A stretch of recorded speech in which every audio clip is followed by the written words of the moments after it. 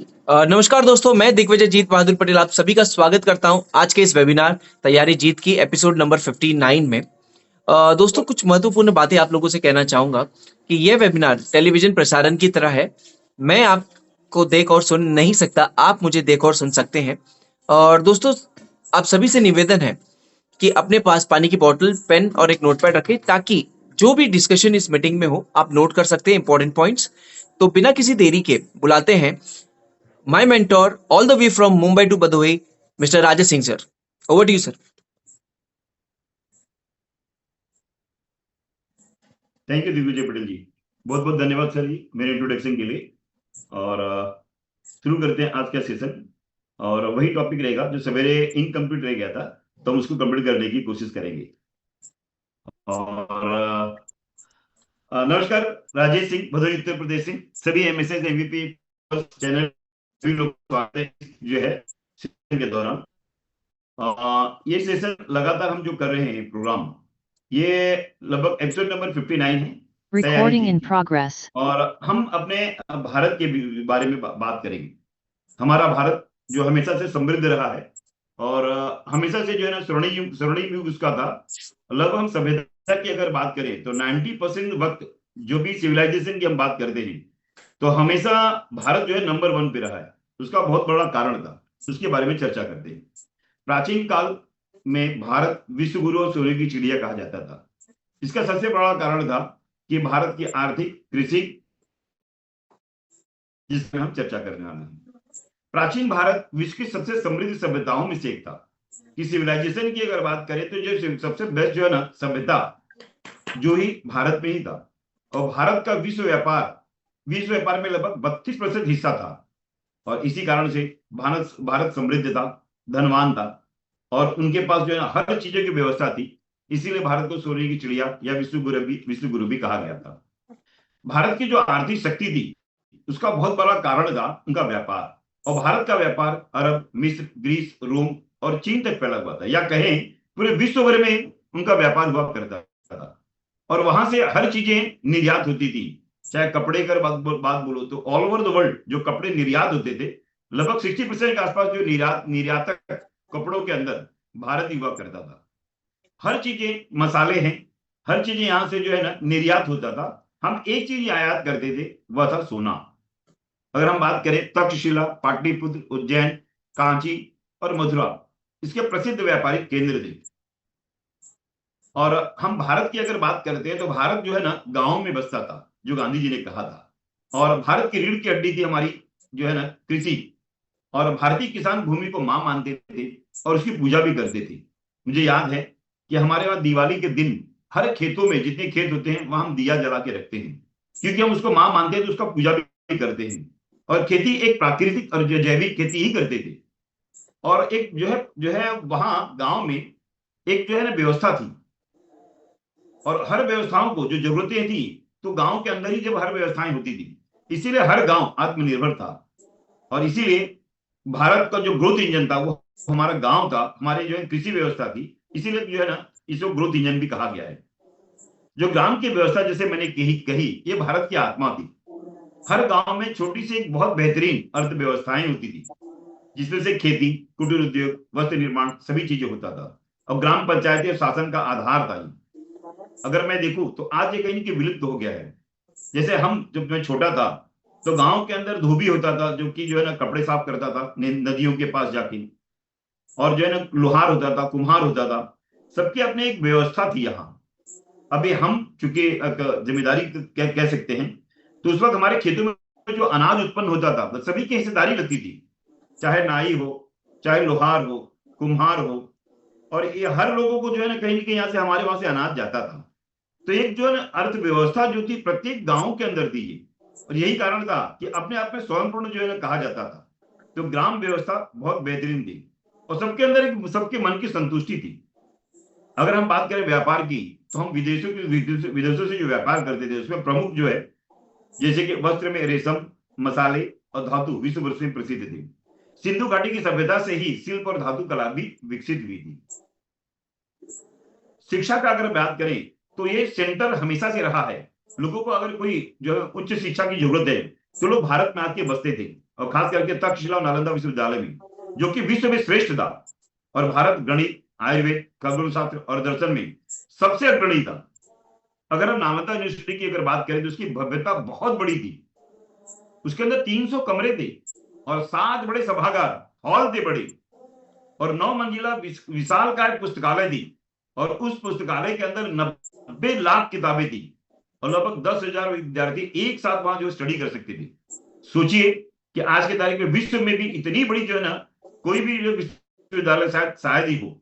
और ये बहुत पहले की बात बता रहा हूँ, जबकि जब तक जो तक्षशिला और नालंदा यूनिवर्सिटी हमारे वहां से होती थी, और लोग यहाँ आके 6-6 महीना, साल, 2-2 साल, 10 साल तक यहाँ अध्ययन करते थे। भारत को सोने की चिड़िया क्यों कहते थे? कृषि और व्यापार में भारत में सोने की प्रचुरता थी। जब हम कोई व्यापार करते थे तो हम कोई भी चीज जो है ना यहाँ से निर्यात करते थे, वो निर्यात के बदले हम कहीं ना कहीं उनसे सोना लेते थे, और हमारे पास जो सोने की प्रचुरता थी।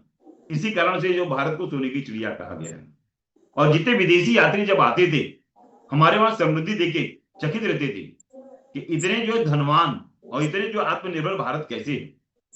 एक छोटा सा निष्कर्ष इसका ये है कि भारत की समृद्धि का मूल कारण था कृषि, ग्राम स्वराज, कुटीर उद्योग और नैतिक जीवन। नैतिकता का कहीं नहीं कि पतन हो रहा है, लेकिन नैतिक जीवन भी बहुत ही बढ़िया था। आज हम उसी मॉडल पे लौटना चाहते हैं। हम छोटे से एक स्लोगन की बात करते हैं कि जो एमसीएल का भी स्लोगन है कि हमारे जो एमवीपी हैं, जितने भी जो है ना ग्राम पंचायतें हैं, कहीं ना कहीं उसको राष्ट्रवाद से जोड़ना है। इसीलिए मेरे तरफ से एक नारा है, ग्रामोदय से राष्ट्रोदय। ये एमसीएल इसी के ऊपर काम करेगी और ये बेहतरीन स्लोगन है, ग्रामोदय से राष्ट्रोदय की तरफ हम जाएंगे। और एक स्लोगन जो मैंने बताया कि गांधी जी ने दिया था कि हमारा जो भारत है, ये भारत गांवों में बसता है, और गांव की जो आर्थिक जो व्यवस्था थी या अर्थव्यवस्था थी, कहीं ना कहीं बेहतर थी। और इसीलिए भारत विश्व गुरु कहा जाता था, और आज विश्व गुरु है और आगे भी रहेगा। सिर्फ ये है कि हमें कुछ चीजों पे काम करना पड़ेगा। और काम करने की जरूरत क्यों है? क्योंकि 200 साल के इतिहास में आज आपने देखा होगा, डॉक्टर श्याम गुल्लब ने कहा है, फॉसिल फ्यूल के इस्तेमाल से कहीं ना कहीं ग्लोबल वार्मिंग, अनेकों जो है दुष्परिणाम इसके हो रहे हैं। कहीं ना कहीं इसको बदलने की जरूरत है। क्रूड ऑयल सोर्स के जितने भी देखेंगे हर चीजें, चाहे हम जो फैब्रिक की बात करें या एडहेसिव की बात करें, कारपेंटिंग की बात करें, कॉस्मेटिक फर्टिलाइजर जो खेतों में छिड़कते हैं, कहीं ना कहीं वो भी पेट्रोलियम प्रोडक्ट है। पेंट्स है, रबर है, फैब्रिक्स है, प्लास्टिक्स है, ऐसे अनेकों प्रकार की चीजें हैं जो कहीं ना कहीं इसको रिप्लेसमेंट कर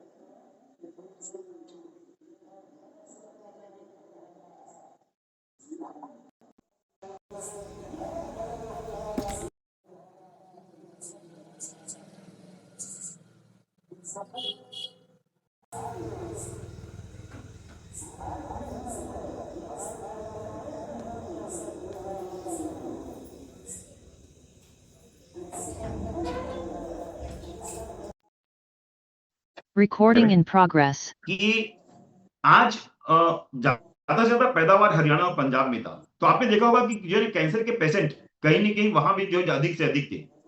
अब जो राज्य ज्यादा से ज्यादा जो है इन सब चीजों का पैदावार कर रहा है, मुझे एक जानकारी मिली है कि गुजरात में अधिक से अधिक अन्न उपज हुआ है, लेकिन केमिकल फर्टिलाइजर वहां बहुत ज्यादा इस्तेमाल किया गया है। तो कैंसर पेशेंट बहुत तेजी से जो है गुजरात में भी बढ़ रहे हैं। जो भी राज्य इसमें अग्रणी होते जा रहा है, तो कहीं ना कहीं उनको अनेकों प्रकार की समस्याओं से ग्रसित होना पड़ रहा है। तो जरूरत है हमें ये कैंसर फार्मिंग जो है ना बहुत जल्दी बंद करने की, और कहीं ना कहीं हम केमिकल चीजों को बंद करके नेचुरल फार्मिंग और ऑर्गेनिक फार्मिंग की तरफ बढ़ने का। माइनिंग सबको पता है कि बहुत सुसाइडियल है, ये काफी लोग इसके अंदर जो मर जाते हैं, और इससे अनेकों प्रकार के पोल्यूशन होते हैं, और इसी चीज को रोकने की हमें जरूरत है। हमें पता है कि हम पेड़ों को काट रहे हैं, पेड़ों को काटने से क्या दुष्परिणाम होता है, ये भारतवर्ष में सभी लोगों ने देखा है कि जितने भी हम पेड़ काटते हैं, अभी लगभग सभी राज्य कहीं ना कहीं इससे प्रभावित हुए हैं। अगर हम बात करें जम्मू एंड कश्मीर की, उत्तराखंड की, या हम शिमला, कुल्लू, मनाली से लेके या महाराष्ट्र की बात करें, उत्तर प्रदेश की बात करें, राजस्थान की बात करें, पंजाब, आपने देखा होगा कि पंजाब में भी इस तरह की चीजें काफी हुई हैं। ये लगभग उन्होंने अपना रास्ता बना लिया है और इस रास्ता जो है ना कहीं ये जो रास्ता उन्होंने बनाया है, ये सब ग्लेशियर पिघलने की वजह से इतना पानी आया कि उसने घर, मकान, दुकान या पूरे के पूरे गांव या शहर पूरे के पूरे उजाड़ दिए। आज एमसीएल में बहुत ऐसे लोग हैं जिनसे मैंने बात की कि उनकी जो है ना घर घर के तहत में हुआ ही है, लेकिन खेती जो हुई थी वो मिट्टी पूरा जो है ना फसल के साथ बह गई है। आज बहुत ही भयंकर है। और लगभग जो है ना गवर्नमेंट ने कहीं ना कहीं उसको डिक्लेयर किया है कि भाई उनको हम जो कहीं ना कहीं क्षतिपूर्ति करेंगे। 8,000 रुपया प्रति हेक्टेयर, 2.5 एकड़ में उन्होंने 8,000 रुपए का डिक्लेरेशन किया है। अब ये सोचिए कि 8,000 में क्या उनका होना है। तो कहीं ना कहीं ये बहुत ही विपरीत जो परिस्थितियां जो आ रही है, इन्हीं सब चीजों का कारण है कि आईपीसीसी ने जो लगभग 2022 में आगाह कर दिया था कि भाई कहीं ना कहीं हमें इन सब चीजों को जो है ना बदलने की जरूरत है। और ये बदलेगा कौन? ये बदलेंगे हम, ये बदलेगा एनसीएल। और ये एनसीएल कैसे बदलेगा? तो जरूरत है कि हमें जो ना हर तहसील में, हर ग्राम पंचायत में बिजनेस का निर्माण करना, और इसकी जिम्मेदारी भी हम लेंगे।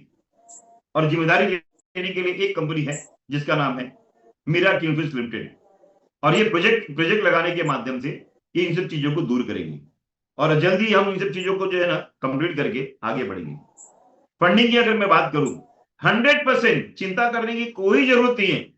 लगभग दिवाली के पहले सभी की दिवाली आने वाली है, जैसा उन्होंने कहा था, जैसा मैं भी कह रहा हूं। अगले हफ्ते आप सभी लोगों के पास फंडिंग की व्यवस्था ये दिखाई देगा। और ये आज जो दुष्परिणाम हो रहे हैं पूरे विश्व में, भारत में अधिकतर हो रहा है, इन सब चीजों को बदलने का जिम्मेदारी कौन लेगा? डॉक्टर श्याम गुलाब ने इसकी जिम्मेदारी ली है, और कहीं ना कहीं वो अकेले ही चले थे इस सफर में, और इस सफर में धीरे धीरे जो है लोग जुड़ते चले गए। तो जैसे कि कहा है कि मैं अकेला ही चला था जाने भी ये मंजिल, मगर लोग साथ आते गए और कारवां बनते गया।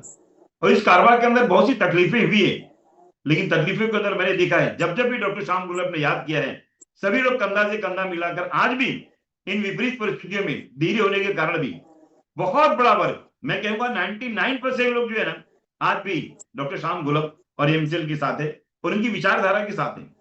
क्योंकि देखो कहीं ना कहीं कुर्बानियां देनी पड़ेगी, और ये कुर्बानियों का दौर अब खत्म हो गया है। अब हमें जो प्रोजेक्ट पे काम करना है, और ये जो कुर्बानियां हैं कहीं ना कहीं जो हम पाना चाहते हैं, कहीं ना कहीं विश्व को बचाना चाहते हैं, हम अपने देश को बचाना चाहते हैं, किसानों को बचाना चाहते हैं। हम नहीं करेगा तो कौन करेगा? जिम्मेदारी हमको ही लेनी होगी। माना कि देरी हुआ है, लेकिन अब ये चीजें जो खत्म होने जा रहा है, तो कहीं ना कहीं आप लोग जो है ना अपने इंडिविजुअल लेवल पे जीना चाहते हो अगर, तो आपके लिए बहुत से रास्ते हो सकते हैं। लेकिन सचमुच ही अपने देश के लिए कुछ करना चाहते हो, अपने तहसील के लिए कुछ करना चाहते हो, या अपने गांव समाज के लिए करना चाहते हो ना, तो जरूर मीरा किंगफिश लिमिटेड के साथ रहिए, डॉक्टर श्याम गुलाब के साथ रहेंगे। 100% ये चीजें जो है आगे लेके जाएगा। मीरा किंगफिश लिमिटेड के बारे में बताऊंगा, उनके विजन मिशन क्या है, एक संक्षेप में बात करूंगा। उनका विजन है भारत को ईंधन के मामले में आत्मनिर्भर बनाना और स्वच्छ ऊर्जा का निर्माण करना, और उसका एक प्रमुख निर्यातक बनना। मिशन है ऊर्जा, पर्यावरण, आम जनता के सशक्तिकरण के माध्यम से भारत में क्रांति लाना। कंपनी का लक्ष्य है कि भारत में किसानों और ग्रामीण उद्यमियों को आर्थिक स्तर को ऊपर उठाना। मुख्य इंटेंशन इनके ये है कि लगभग गांव में जो एक परिवार बसता है, हर परिवार की लगभग 8,000 से प्लस उनकी इनकम का व्यवस्था करना। पर्यावरण से ईंधन प्राप्त करने के जैविक तरीकों को बहाल करना, ताकि पारिस्थितिक तंत्र में संतुलन स्थापित हो सके।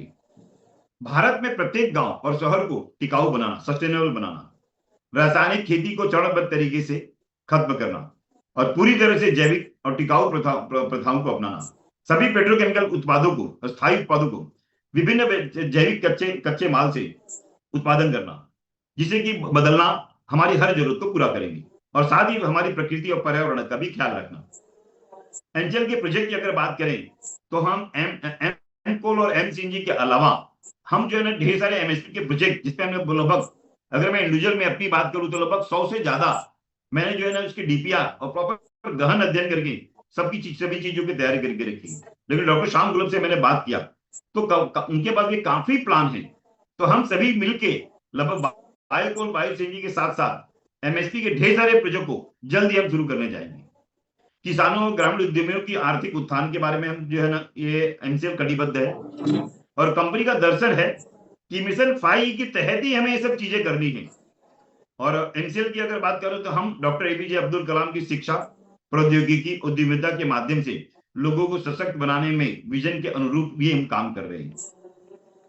अंत में एक बात कहूंगा कि हो गई है पीर पर्वत सी पिघलनी चाहिए, इस हिमालय से कोई गंगा निकलनी चाहिए, सिर्फ हंगामा खड़ा करना मेरा मकसद नहीं, सारी कोशिश है कि ये सूरत बदलनी चाहिए। मेरे सीने में नहीं तो तेरे सीने में सही, हो कहीं भी आग लेकिन आग लगनी चाहिए। और ये जो भारत का जो मसाल है जो जल रहा है, 100% इस चीज को हम आगे लेके जाएंगे और इस चीज को हम आगे बढ़ाएंगे और आगे बढ़ा के जो है ना हम 100% चीजों को आगे लेके जाएंगे। तो आप लोग सब जो है संतुष्ट रहें। दिवाली के पहले 100% सभी लोग जो है ना इसके अंदर ये हम फंडिंग को कंप्लीट करके जो है हम आगे बढ़ेंगे। और बहुत बहुत धन्यवाद एमसीएल ने मुझे प्लेटफॉर्म दिया और थैंक यू स्टाफ की जिन्होंने जो है ना हमें इस चीज के लिए मदद की। बहुत बहुत धन्यवाद। Thank you Digvijay Patel ji, over to you.